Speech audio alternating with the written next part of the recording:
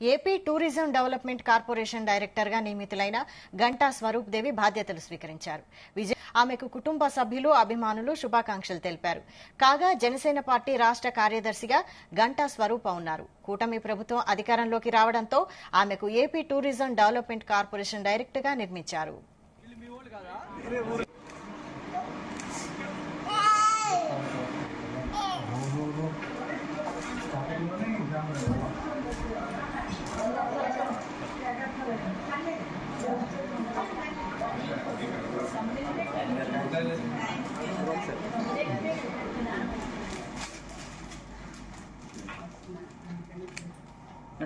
sir